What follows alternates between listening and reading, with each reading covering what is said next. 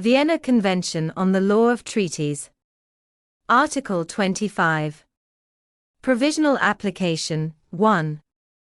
A treaty, or a part of a treaty, is applied provisionally pending its entry into force if a. the treaty itself so provides, or b. the negotiating states have in some other manner so agreed. 2.